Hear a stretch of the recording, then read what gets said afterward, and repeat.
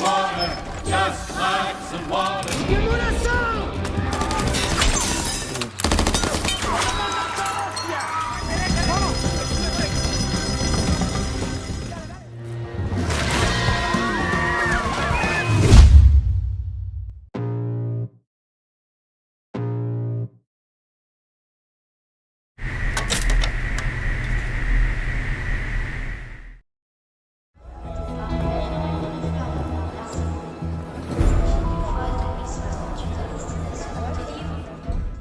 Berlatar pada tahun 1962 di sebuah bandara di kota Paris, kita diperlihatkan seorang pria buronan polisi yang akan melancarkan aksinya, dan pria itu bernama Lucio Urtubia. Gak hanya sendirian, Lucio ditemani sang kekasih bernama Anne yang bertugas memantau situasi dari luar.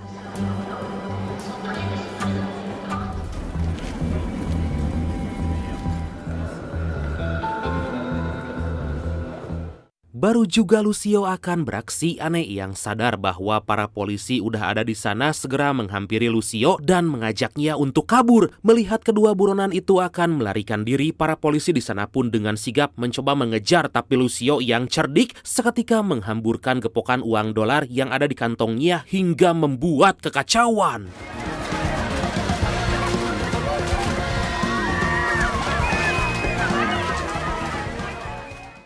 Dan inilah sebuah film yang diangkat berdasarkan kisah nyata, A Man of Action.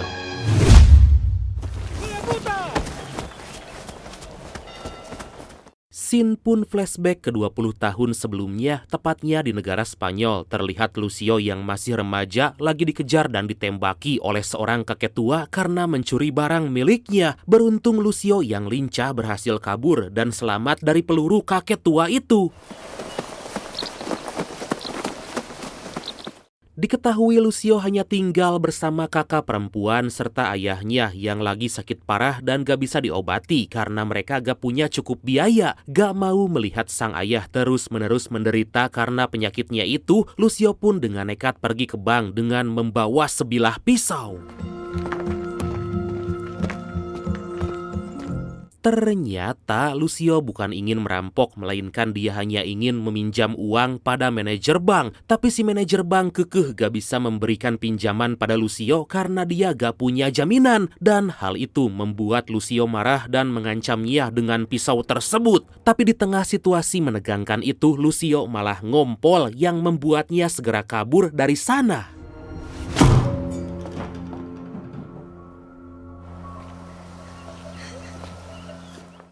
Setibanya di rumah, Lucio mendapat kabar duka dari kakaknya karena ternyata sang ayah telah meninggal dunia. Setelah prosesi pemakaman selesai, kakak Lucio yang bernama Satur ini lagi bersiap-siap untuk pergi ke Prancis dan berniat mencari pekerjaan di sana. Lucio yang melihat hal itu pun meminta pada Satur untuk ikut, tapi Satur menolaknya dan malah menyarankan Lucio agar mengikuti wajib militer terlebih dulu dan setelah itu menemuinya di Paris.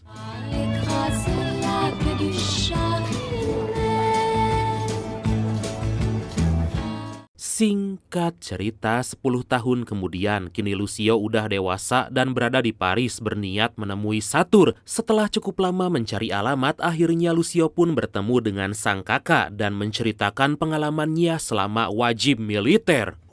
Mantas, botas, herramientas, pues no tienen cosa los militares. Ternyata Lucio yang muak dengan pemerintahan Spanyol mencoba memberontak dengan menyelundupkan barang-barang logistik bersama teman-temannya. Walaupun aksinya itu ketahuan, tapi untungnya Lucio berhasil melarikan diri. Di tengah perbincangan mereka, kekasih Satur yang bernama Patrick datang dan bertemu dengan Lucio, dan di sana Lucio pun langsung meminta pekerjaan pada Patrick. Awalnya Patrick ragu dengan Lucio, tapi karena itu adalah adik kandung dari Satur, akhirnya Patrick pun bersedia mencarikan Lucio pekerjaan.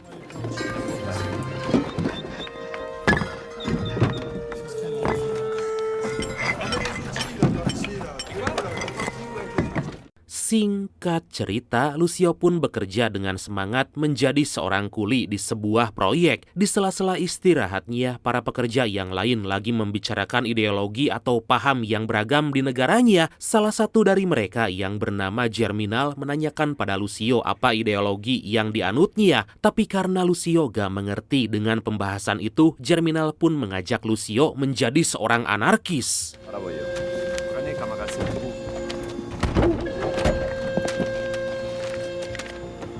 Beberapa waktu kemudian Lucio diajak oleh Germinal dan yang lain untuk menyebarkan undangan pertemuan Serikat Gerakan Anarkisme. Di sana Germinal pun menjelaskan bahwa anarkisme itu gak ada agama, gak ada perbedaan, anti kekuasaan, dan penuh dengan kebebasan. Di tengah-tengah itu para polisi datang dan mencoba untuk menangkap mereka. Beruntung dengan sigap mereka pun berhasil kabur melarikan diri.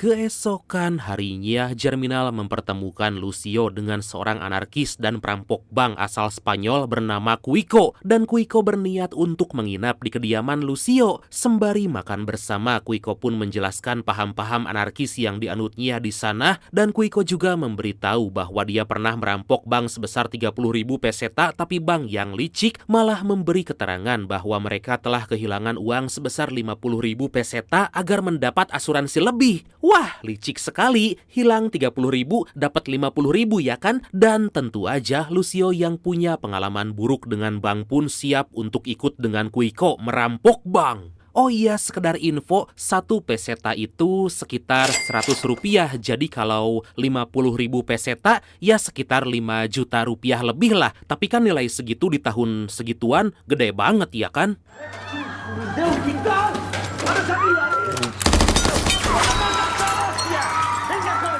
Akhirnya mereka berdua pun masuk ke dalam bank dan membuat kekacauan di sana. Lucio yang baru pertama kali melakukan aksi itu pun tampak gugup dan lagi-lagi kencing di celana. Melihat hal itu, Cuico segera menyuruh Lucio agar membawa semua uang yang ada dan segera pergi. Tapi Lucio malah terjatuh hingga membuat pistolnya terlempar. Beruntung Cuico dengan sigap bisa mengatasi hal itu dan mereka pun berhasil kabur.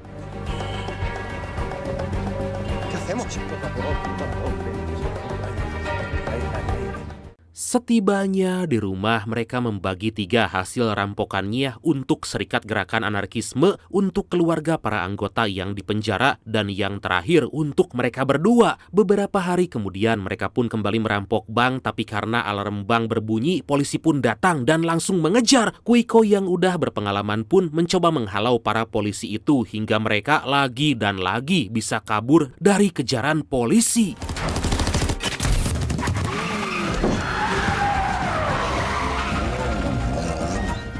Sementara itu, di tempat lain seorang inspektur polisi bernama Costello mendapat kabar dari anak buahnya bahwa kedua perampok berbicara dengan aksen Spanyol. Dia juga diberitahu bahwa perampok itu beraksi atas dasar kemanusiaan yang merujuk pada kaum anarkisme.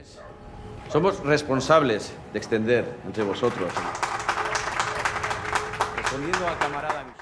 Malam harinya di sebuah perkumpulan gerakan anarkisme terlihat Lucio, Cuico, dan juga Germinal lagi membahas revolusi untuk para pekerja Prancis. Tapi alangkah terkejutnya mereka karena tiba-tiba para polisi datang dan segera menangkap mereka satu persatu. Cuico yang cekatan berhasil lolos dari sergapan itu, tapi sayangnya Germinal dan Lucio berhasil tertangkap.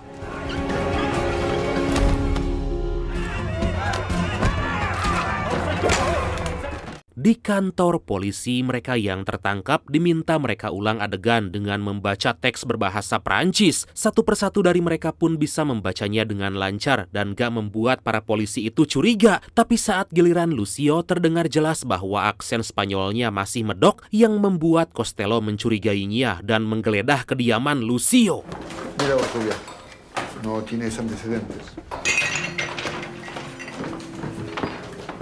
Costello meminta Lucio mengaku agar masa tahanannya nanti bisa lebih ringan, tapi Lucio bersikeras bahwa dia hanya seorang kuli dan gak mungkin berani melakukan aksi perampokan itu. Setelah sekian lama mencari, salah seorang polisi di sana menemukan sebuah brankas yang saat dibuka ternyata berisi majalah dewasa. Dan karena gak ada bukti kuat, Costello pun akhirnya melepaskan Lucio.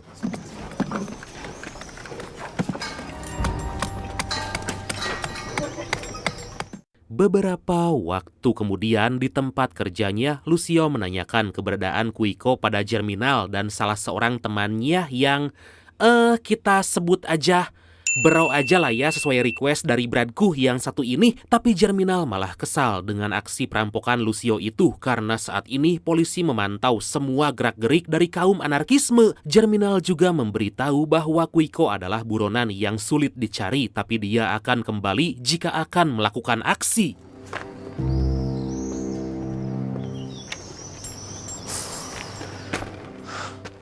Suatu hari, Lucio pun kembali bertemu dengan Quico yang membicarakan soal kabar keberhasilan revolusi anarkisme di Kuba dengan menggunakan senjata. Tapi Lucio yang udah gak mau berurusan dengan kekerasan pun memilih untuk menyebarkan paham anarkisme dengan media cetak. Mendengar hal itu, Quico yang masih ingin merampok bank menerima keputusan Lucio dengan baik dan mereka pun akhirnya berpisah.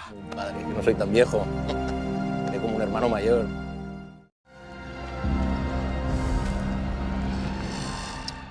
Singkat cerita, Lucio dikagetkan dengan kabar bahwa Quico ditembak mati oleh polisi saat melakukan aksi perampokan. Dengan rasa sedih dan juga amarah yang udah gak bisa dipendam, Lucio ditemani Bro nekat kembali melakukan aksi perampokan.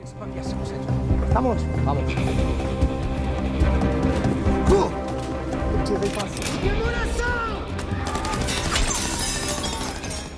Setelah berhasil meraup banyak uang dari aksi mereka itu, Lucio dan Bro membeli sebuah pabrik percetakan sekaligus pekerjanya yang bernama Ginny. Tapi hal itu ditentang oleh Germinal yang merasa bahwa Lucio melakukan tindakan seenaknya tanpa konfirmasi dengan serikat anarkisme. Tapi Lucio yang udah gak mau diatur oleh siapapun membuat Germinal kesal dan pergi dari sana.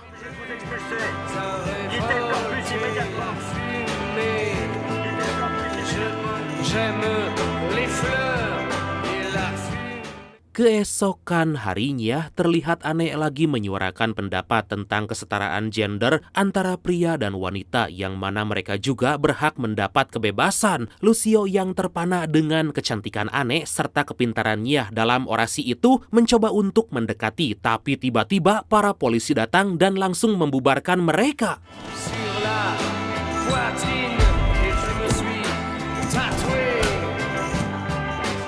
Untungnya Lucio bisa melindungi Anne walaupun dahinya terluka akibat pukulan dari para aparat. Karena mereka memiliki paham yang sama, sejak saat itu Lucio dan Anne pun semakin dekat serta mulai mengenal satu sama lain, dan itulah awal pertemuan mereka.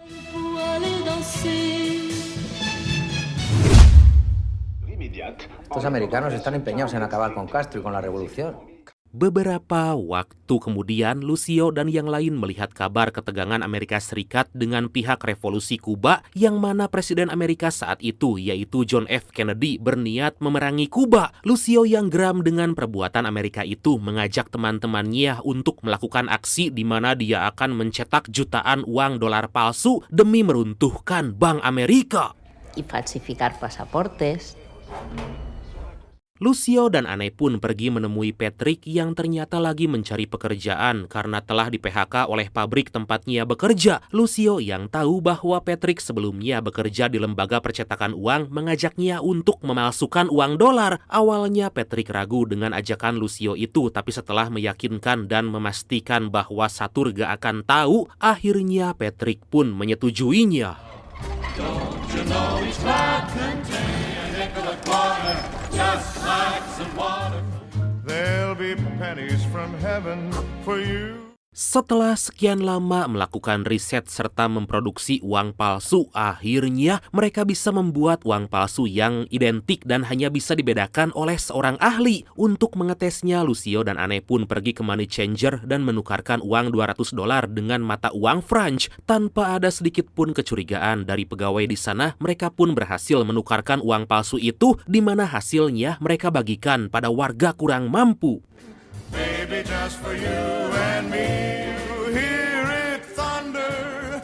Don't run. Singkat cerita, Lucio menunjukkan jutaan dolar uang palsunya pada duta besar Kuba. Dia menjelaskan bahwa dengan uang itu, bank di Amerika bisa runtuh dan mata uang dolar gak akan ada harganya. Setuju dengan ide Lucio, duta besar itu pun mengajaknya untuk menemui seorang komandan revolusioner Kuba yang akan datang ke Paris.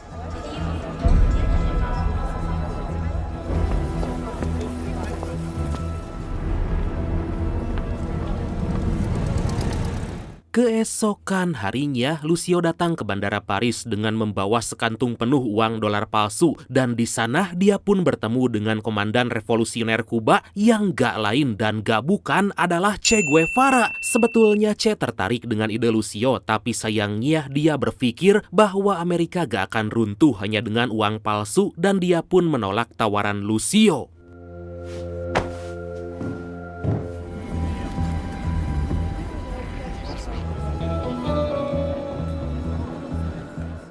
Seperti di scene awal film tadi, Anne memberitahu Lucio bahwa polisi ada di sana dan berniat untuk menangkap mereka. Dengan sigap Lucio menghamburkan semua uang palsu dari kantongnya dan membuat kekacauan di sana. Tapi sialnya para polisi yang berjaga di luar berhasil menangkap Lucio dan juga Anne.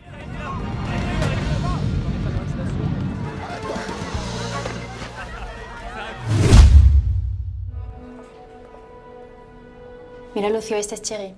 Beberapa waktu kemudian, Anne yang udah bebas lebih dulu menjenguk Lucio dengan membawakannya seorang pengacara bernama Thierry. Di sana Thierry menjelaskan bahwa Lucio gak punya catatan kriminal dan memiliki kesempatan untuk bebas bersyarat seperti Anne yang ternyata saat ini lagi mengandung anak dari Lucio.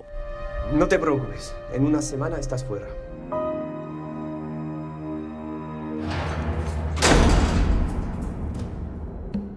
Tapi setelah berbulan-bulan menunggu, Lucio belum juga mendapat kabar tentang kebebasannya. Hingga pada suatu hari, seorang sipir memberikan surat yang akhirnya Lucio bisa bebas dari penjara dan bisa bertemu dengan keluarga kecilnya.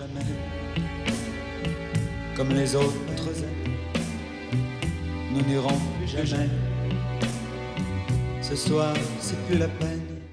8 tahun kemudian, terlihat Lucio kembali bekerja menjadi kuli bangunan untuk mencukupi kebutuhan anak dan istrinya. Setelah pekerjaannya selesai, mandor memberi sebuah cek sebagai bayarannya, dan hal itu membuat Lucio sedikit bingung karena baru kali ini dia melihat secari kertas yang disebut cek. Halo. Halo. Sampai di suatu momen saat Lucio dan Anne akan membayar barang belanjaan, Lucio tampak bingung karena uang yang dimilikinya kurang. Untungnya si kasir yang melihat cek di tangan Lucio memberitahu bahwa dia bisa membayar hanya dengan menandatangani cek itu.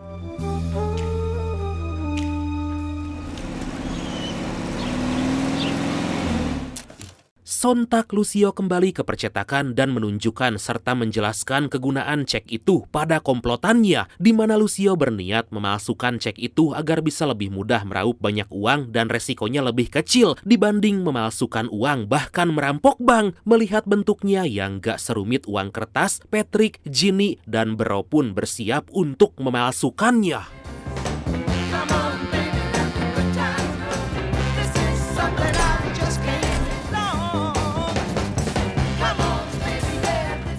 Akhirnya setelah berhasil mencetak banyak cek, Lucio mengajak Anne untuk kembali beraksi, tapi Anne yang sadar bahwa kini mereka udah memiliki anak dan ingin hidup tenang, menolak ajakan suaminya itu dan berpesan untuk Lucio agar lebih berhati-hati. Mira, estos son los últimos pasaportes que hago. Se acabó. Y tú también deberías parar, Lucio. Dengan menggunakan samaran, Lucio pergi ke bank untuk menukarkan cek yang dia miliki. Pegawai di sana pun sedikit curiga dengan gerak-gerik Lucio dan berulang kali mengecek keaslian dari cek itu. Hingga pada akhirnya Lucio berhasil mendapat uang dari cek palsu tersebut. Wah, kayak gampang banget ya di zaman itu. Jadi pengen balik, Vais a viajar a ciudades diferentes. Los cobros los vais a hacer en oficinas del Citibank a las 12 en punto del mediodía. Contra más Malam harinya, Lucio mengajak seluruh kaum anarkisme dan warga kurang mampu untuk sama-sama menukarkan cek itu, di mana mereka serentak mendatangi seluruh bank di kota Paris untuk menukarkannya. Hingga lambat laun bank-bank itu pun akan bangkrut karena cek itu palsu. Yah, intinya mah ini perampokan next level lah, tanpa capek-capek dan dengan cara yang sangat jenius.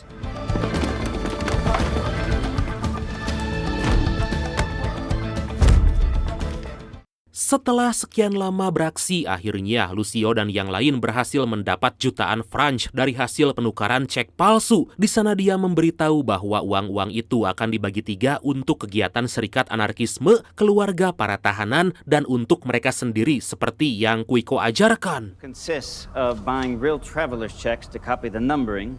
Sementara itu, di sisi lain, pihak National Citibank New York akhirnya menyadari aksi pemalsuan cek yang terjadi di Paris, yang mana setelah diselidiki nomor seri cek itu dibuat dengan ratusan salinan dan ditukarkan bebarengan hingga sistem bank gak bisa mendeteksi cek palsu tersebut. Atas hal itu, pimpinan bank memerintahkan seorang kepala keamanan bank bernama Barrow agar segera pergi ke Paris dan bekerja sama dengan polisi setempat. I understand your concern, Mr. Barrow, but you can't expect us to put the police. Barrow pun menemui Costello dan memintanya agar segera menangkap pelaku di balik cek palsu tersebut karena udah sangat merugikan bank di Amerika. Tapi Costello yang masih menyelidiki dan belum mendapat banyak bukti hanya bisa meyakinkan Barrow bahwa dia dan anggotanya akan segera menangkap si pelaku. Of course not. We're all on the same side, aren't we? Beberapa waktu kemudian, Costello yang curiga mendatangi Lucio sembari menunjukkan cek palsu yang dia pegang. Lucio pun bersikeras bahwa dia udah pensiun dari dunia hitam itu dan lebih memilih menjadi kuli bangunan sembari pergi meninggalkan Costello. Singkat cerita, gerak-gerik Lucio pun selalu diawasi oleh para polisi yang berjaga di depan kediaman Lucio. Di sana Anne yang gak mau suaminya itu tertangkap lagi berkata bahwa dia mendapat tawaran pekerjaan sebagai relawan medis di Bolivia dan mengajak Lucio untuk ikut. Tapi Lucio yang masih yakin dengan aksinya menolak ajakan Anne yang membuat Anne mulai kesal dengan tingkah Lucio.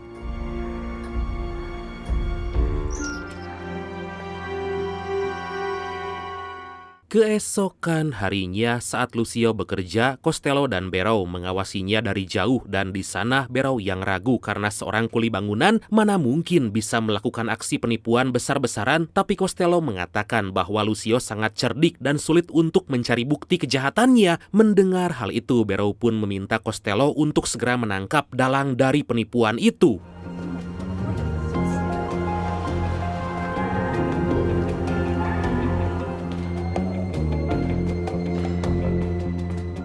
Pada malam hari terlihat Lucio dan komplotannya lagi gelisah karena sekarang beberapa bank hanya menerima 1 cek sehari, bahkan ada yang menolak untuk penukaran karena mereka kini masih punya 30.000 cek senilai $3 juta yang harus dicairkan. Lucio pun memutar otak agar cek-cek tersebut bisa menjadi uang.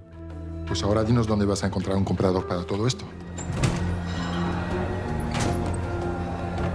Sepulangnya dari sana, Lucio mendapati 3 tiket pesawat ke Bolivia yang udah disiapkan oleh Anne. Anne meminta kepastian Lucio untuk ikut atau tidak karena mereka akan berangkat beberapa hari lagi. Lucio yang gak mau membebankan hal itu pada Anne pun berjanji akan segera menyelesaikan aksinya.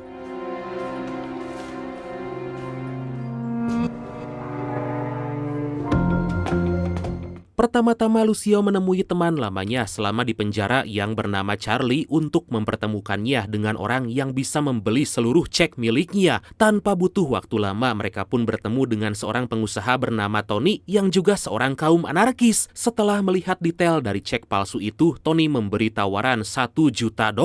Karena ingin cepat cair, Lucio dan Barrow pun menerima tawaran itu dan mereka akan melakukan transaksi di esok hari.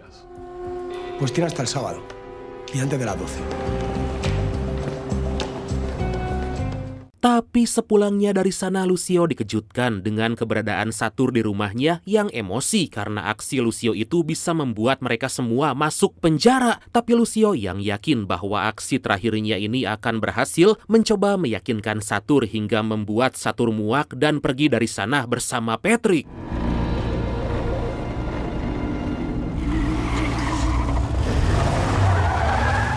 Hari penukaran pun tiba, terlihat Lucio yang mengendarai mobil diikuti oleh para polisi dan merasa dirinya dalam bahaya. Lucio dengan nekat turun dari mobil, mengambil kunci polisi itu dan membuangnya. Gak mau tertangkap dan usahanya sia-sia. Dengan sigap, Lucio pun segera kabur dari sana.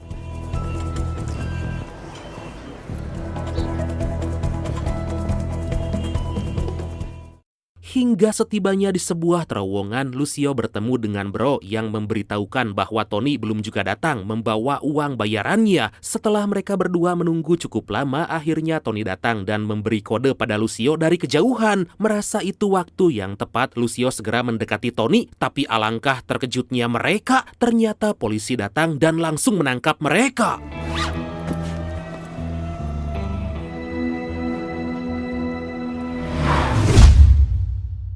Singkat cerita, Thierry menemui Lucio di penjara. Dia memberitahu bahwa Tony, Bro, dan Ginny kini ditangkap polisi sedangkan Patrick berhasil kabur. Thierry juga berkata bahwa Bro dan Ginny mungkin bisa bebas bersyarat, tapi Lucio akan sulit karena dia berurusan dengan Barrow yang menuntut hukuman 20 tahun penjara serta kompensasi senilai $50 juta atas kerugian yang Lucio buat. Y puedas venir a visitarnos. Juliet te echa de menos y sabes que yo siempre te querré. Di hari persidangan, Lucio pun tiba dengan ditemani Thierry. Lucio terlihat cukup tenang dalam persidangan itu. Sampai di suatu momen, Lucio meminta pada hakim agar sidang itu ditangguhkan karena Thierry menemukan banyak sekali kekeliruan dalam berkas yang diajukan. Serta Thierry pun meminta agar Lucio dibebaskan bersyarat sampai sidang selanjutnya. Mendengar hal itu, Barrow pun langsung marah dan gak terima. Tapi ternyata hakim memutuskan untuk menunda sidang itu. Te has convertido en una celebridad. Atas keputusan tersebut, Barrow yang kesal menemui Costello dan memintanya melakukan segala cara agar Lucio kembali ditangkap. Tapi Costello yang gak bisa berbuat banyak, hanya bisa menunggu sampai sidang selanjutnya. Hal itu pun membuat Barrow kesal dan langsung pergi dari sana. Tú eres un hijo de puta. Patrick no fue. Di sisi lain, Lucio bersama Bro menemui Patrick dan menuduhnya sebagai seorang cepu, tapi Satur mengelaknya. Satur berkata bahwa malam itu dia bersama Patrick menaiki kereta dan pergi ke pedesaan, hingga Lucio pun bertanya-tanya siapa orang yang membocorkan aksinya pada saat itu.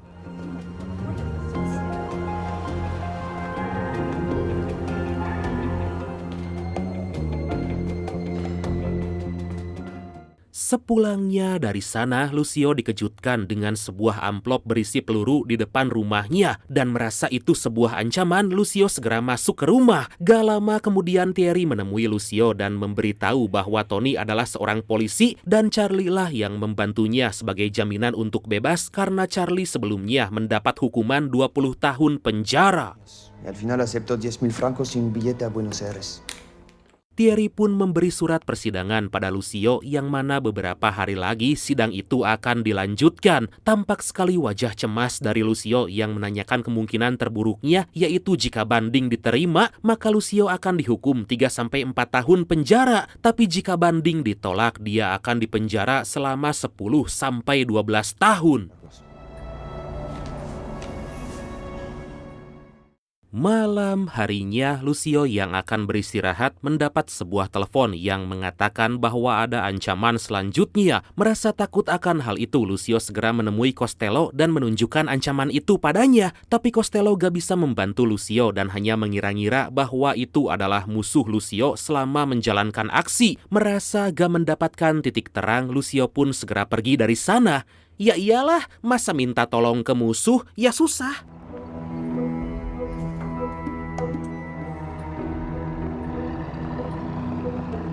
Keesokan harinya saat persidangan akan dimulai, Lucio dengan nekat mencari cara untuk kabur. Para polisi yang melihat pergerakan Lucio itu pun segera mengejar, tapi Lucio yang cerdik bisa lolos dari kejaran para polisi.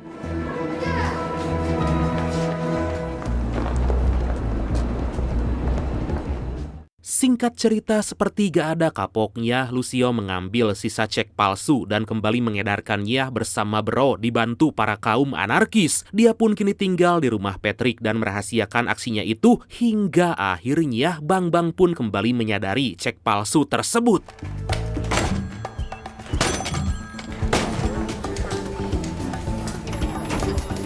Untuk mengobati rasa rindunya, Lucio pergi ke telepon umum menghubungi Anne. Lucio berkata bahwa dia berhasil kabur dari para polisi, tapi di sisi lain, ternyata telepon Lucio itu berhasil disadap oleh para polisi hingga gak lama berselang, para polisi pun datang dan lagi-lagi Lucio kembali tertangkap. Aduh!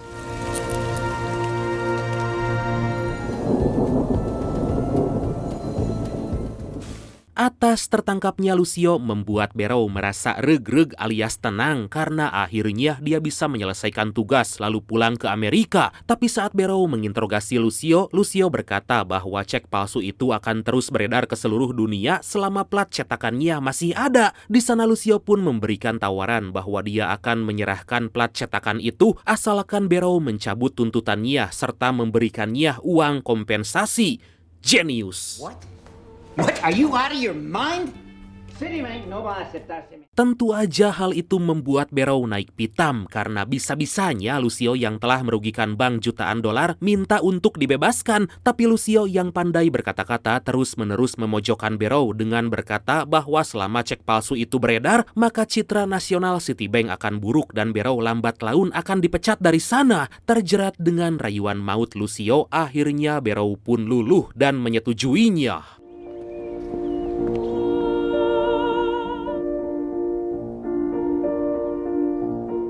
Keesokan harinya, Lucio menepati janji menemui Barrow untuk menyerahkan plat cetakan yang dia miliki. Begitupun Barrow menyerahkan sekoper uang kompensasi yang diminta Lucio. Dengan senyum sumringah, Lucio pun pergi dari sana dan bertemu dengan Bro serta Ginny yang sangat merasa senang karena Lucio kini bisa bebas.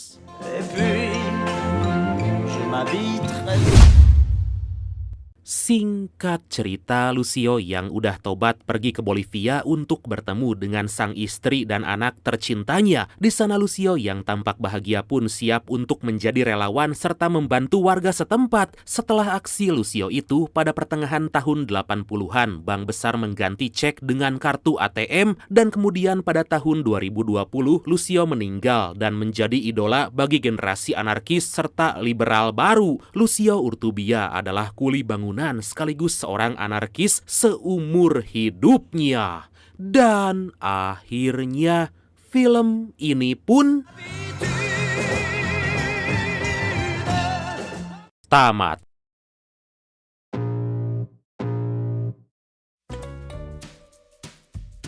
Yah, seorang kuli bangunan perampok yang sangat jenius. Ya mungkin karena di zaman itu kan teknologi belum canggih, terus sistem perbankan belum sistematis, jadi bisa dengan mudah dikelabui oleh hal-hal yang sesederhana itu. Lihat aja, seseorang yang udah jelas bahwa dia adalah perampok bisa dengan mudahnya bebas dengan ancaman yang seperti itu. Wah, kalau zaman sekarang mah jangan harap. Oke, kita lanjut tisam aja yuk. Titip salam. Dan tisam yang pertama datang dari Estu Kakik.